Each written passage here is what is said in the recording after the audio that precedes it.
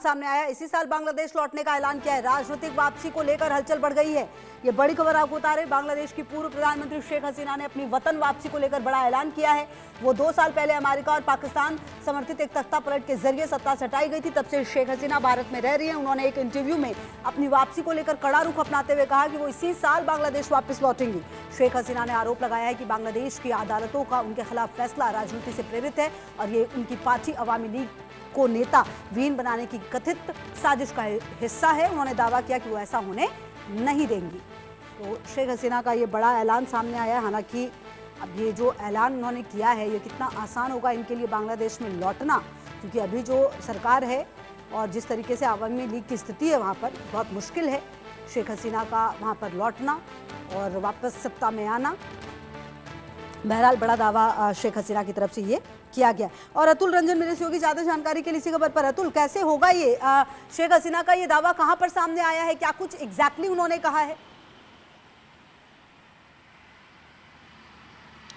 जी देखिए, उनसे जो सवाल ये पूछा गया था कि क्या वो बांग्लादेश वापस जाना चाहती हैं और अगर जाना चाहती हैं तो क्या उन्हें अपने जीवन को लेकर, लाइफ को लेकर कोई डर नहीं है। तो उस पर उनका जो जवाब आया कि साल 1975 में ही उन्होंने अपने माँ बाप दोनों को खो दिया था, तो उन्हें मौत का कोई डर नहीं है।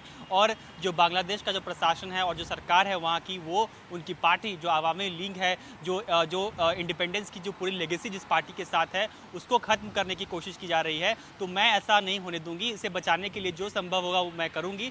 और इस साल जो है वो मैं बांग्लादेश भी जाऊंगी, चाहे वो किसी की भी कीमत पर आए। अब देखना ये होगा कि ये स्टेटमेंट क्या एक रेटोरिकल स्टेटमेंट है या फिर वो वाकई उनकी ऐसी मंशा है कि वो हर सूरत में जो है इस बार बांग्लादेश इस साल जो है जाना चाहती हैं। क्योंकि ये काफ़ी महत्वपूर्ण है। आप देखिए कि जिस तरह से अगस्त 2024 में जिस तरह से छात्रों द्वारा आंदोलन हुआ, उसके बाद शेख हसीना को बांग्लादेश छोड़कर भागना पड़ा। उसके बाद हमने देखा कि नवंबर 2025 में, पिछले साल, यानी कि उनकी गैर मौजूदगी में ट्रायल इन एब्सेंशिया, यानी कि उनकी गैर मौजूदगी में जो है उन पर ट्रायल किया गया।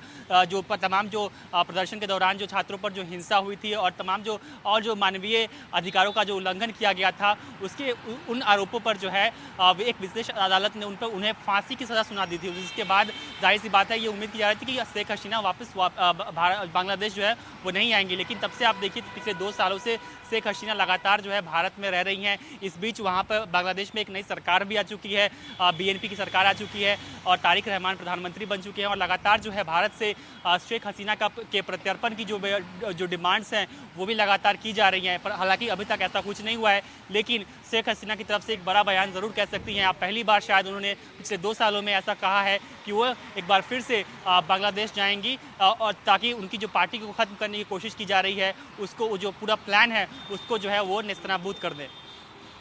बिल्कुल। और कहीं ना कहीं अतुल देखिए, अगर ऐसा होता है कि शेख हसीना वापस जाएंगी बांग्लादेश, ये इतना आसान नहीं होगा कि वापस जाकर राजनीतिक पार्टी जो उन्होंने उस वक्त बनाई थी और अब का वक्त, जमीन आसमान का फर्क है दोनों वक्त में।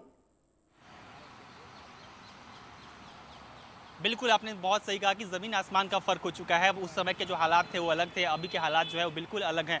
आप देखिए कि जिस तरह से एक लंबा दौर था अवामी लीग का और शेख हसीना का बांग्लादेश की सत्ता में, उसके बाद जिस तरह से रेवोल्यूशंस वहाँ पे छात्रों द्वारा किए गए, उसके बाद हालात जो है बिल्कुल बदल गए।